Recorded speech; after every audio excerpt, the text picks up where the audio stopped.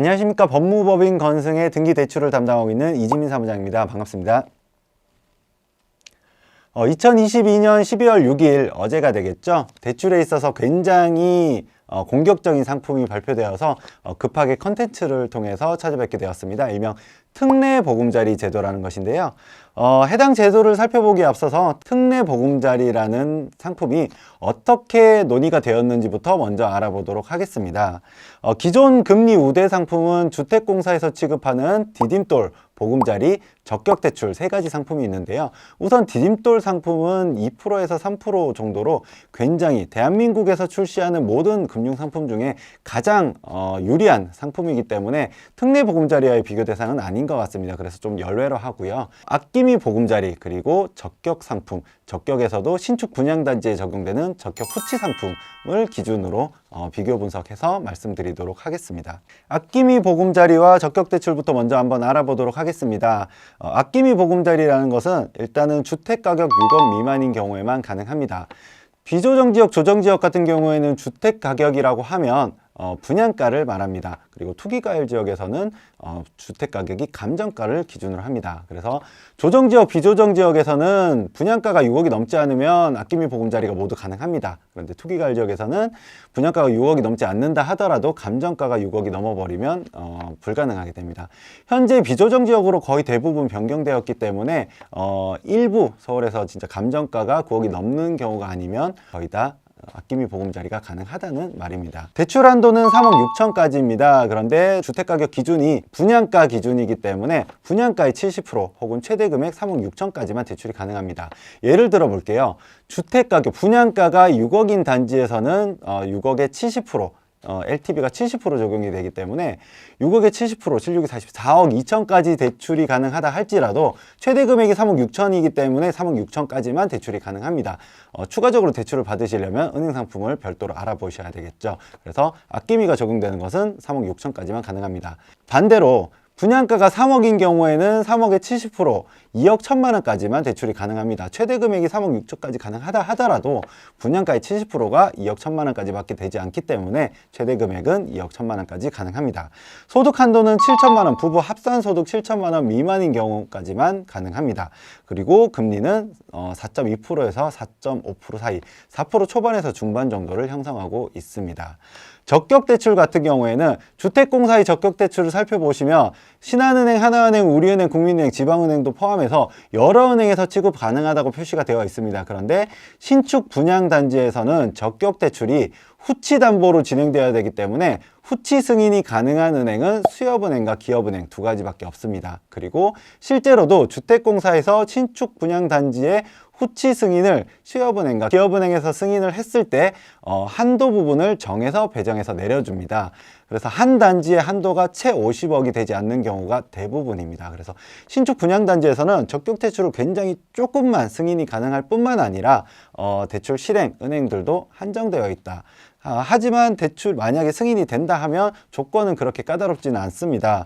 적격대출에서는 감정가의 9억 미만인 경우, 은행에서 말하는 감정가와 별도로 주택공사에서 조금 은행보다는 보수적으로 감정가를 잡습니다. 그래서 시세가 감정가가 9억이 넘는다 하더라도 주택공사에 조금 보수적으로 9억만 맞춰준다면 적격대출이 실행이 가능합니다.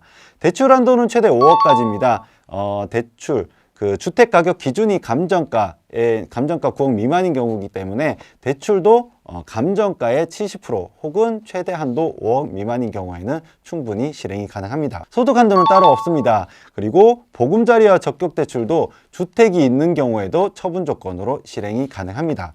금리는 조금 높습니다. 4.5%에서 4.9% 사이로 지금 현재 형성을 하고 있는데, 그렇다 하더라도 지금 다른 시중 주택담보대출 5년 금융채 금리가 기준금리가 대략 5% 정도 형성을 하고 있고 가상금리랑 합치면 5% 중반의 금리를 형성하고 있기 때문에 보금자리 적격대출이 대략 4% 초반에서 중반 정도 형성을 하고 있다고 판단을 할 때 1% 이상 저렴한 금리 그리고 최장기 고정금리 라는 충분히 메리트 있는 상품이다 라고 말씀을 드릴 수 있습니다.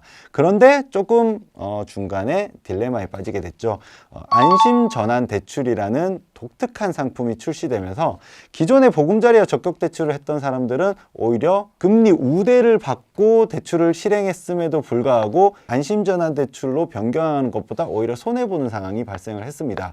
무슨 말이냐면 우대형 안심전환 대출의 조건이 주택가격 6억 미만, 대출한도 3억 6천까지, 그리고 소득한도 1억 미만에 대해서, 그리고 변동금리를 사용하고 있는 기존 담보대출에 대해서 변경하는 경우에는 안심전환 대출로 변경을 해주겠다라는 특이한 상품을 발표를 해버렸습니다. 조건들은 보금자리보다는 조금 완화되었고 적격대출보다는 조금 까다롭습니다. 그렇다 할지라도 보금자리 적격대출보다 훨씬 더 좋은 조건의 금리를 가지고 있습니다. 3.8%에서 4%의 금리, 굉장히 유리한 금리. 실제로 시중 잔금대출 금리보다는 거의 1.5%에서 2%가량 저렴한 금리를 형성을 하고 있죠. 정부에서 주택공사를 통해서 입주민들에게 혜택을 준 금리보다도 그냥 기존의 은행을 통해서 잔금대출 변동금리를 사용한 세대들이 훨씬 더 좋은 조건으로 안심전환 대출이라는 상품을 사용할 수 있게 됨으로 인해서 기존의 보금자리 적격대출을 취급했던 세대들은 오히려 불리하게, 오히려 역차별을 받게 됐죠.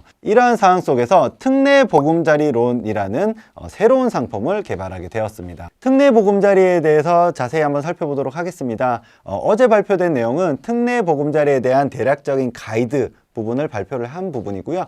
실제로 세부 지침이나 적용 사례, 그리고 금리 부분은 아직 확정 발표는 되지 않았습니다. 그런데 이전 발표에서 2023년 1월 부터 적용될 예정이다. 그리고 12월에 절차를 완비하겠다라는 발표를 먼저 했기 때문에 아마 이달 내로 최종 정리돼서 발표될 가능성이 많습니다. 그래서 최종안이 발표된다면 다시 한번 컨텐츠로 정리해서 입주민들에게 찾아가는 시간을 갖도록 하겠습니다.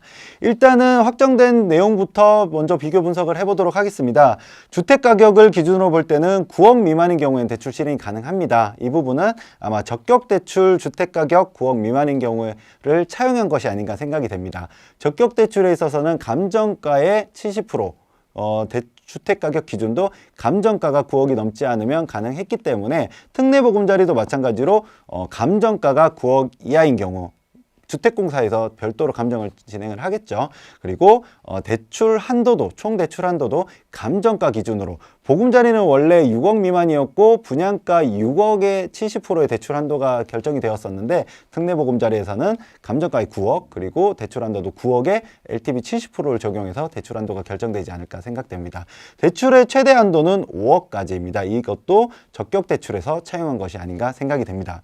소득 한도는 별도로 없습니다. 아마 적격대출에서 소득 한도가 없었기 때문에 그대로 따온 것이 아닌가 생각이 됩니다. 다만 조금 아쉬운 것은 금리 부분이 아직 발표는 되지 않았습니다. 그런데 어제 발표된 내용에서는 기존의 우대형 안심전환 대출의 금리보다는 조금 상승할 가능성이 있으니, 최근에 금리가 상승되는 분위기를 반영하여 조금 상승될 수 있으니 우대형 안심전환 대출이 적용되는 세대들은 올해 내로 적용하기를 바란다 라는 조금 단서 조항이 있었습니다. 그래서 예측하기로는 우대형 안심전환 지금 3.8%에서 4%를 형성하는 금리보다는 다소 높아질 것이고 보금자리 금리보다는 조금 낮아질 가능성이 높지 않을까 생각이 됩니다. 그래서 예측하기로는 4%에서 4.2% 사이라고 예측을 하고 있는데 실제로 정확하게 금리가 확정되면 다시 한번 안내 드리도록 하겠습니다.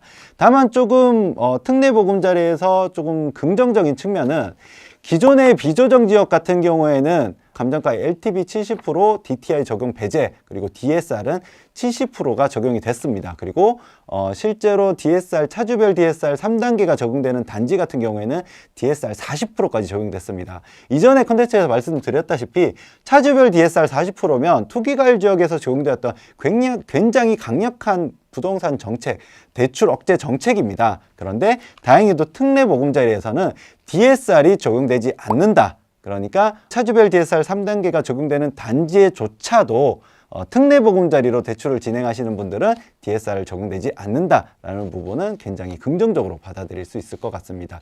다만 비조정지역 같은 경우에는 DTI는 일반 대출 실행할 때 적용이 되었습니다. 그런데 DTI가 특례보금자리에선 대략 한 60% 정도로 주택공사 내부 DTI를 산정할 예정이다. 그래서 소득이 전혀 증빙되지 않는 경우에는 특례보금자리를 진행하기는 조금 어려움이 있습니다. 그런데 DSR 때문에 비조정 지역의 차주별 DSR 3단계나 이런 부분들 때문에 DSR 때문에 소득 증빙이 조금 적으신 분들, 이런 분들은 특례보금자리로 진행하기에는 크게 문제가 없다라는 부분을 알고 계시면 될 것 같습니다. 건승의 판단으로는 특례보금자리는 기존의 대출 부분을 조금 완전히 뒤흔들 만한 아주 새로운 상품이고 입주민들에게 혜택이 많이 돌아가는 상품입니다. 최장기 고정 상품일 뿐만 아니라 금리 혜택도 들어가고, 그리고 DSR도 배제될 수 있는, 그리고 실제로 적용되는 데 있어서도 감정가 9억, 그리고 대출한도 5억, 소득한도 보지 않는다면, 그리고 기존 주택 처분 조건으로도 대출이 가능하다면 웬만한 입주 신축 분양 단지에서는 대부분 적용되지 않을까 하는 아주 좋은 상품입니다. 아쉬운 점은 딱 한 가지입니다. 지금 발표되기로는 1년간 한시 적용한다. 그래서 내년 1월부터 12월까지 입주되는 단지에서는 무조건 적용될 거라고 예상이 되고요. 그 이후에는 어떻게 변경될지 조금 더 지켜봐야 될 것 같습니다. 그래서 특례보금자리에 대해서 정확한 정보가 다시 한번 나온다면 콘텐츠로 찾아뵙도록 하겠습니다. 이상 법무법인 건승의 등기대출을 담당하고 있는 이지민 사무장이었습니다. 감사합니다.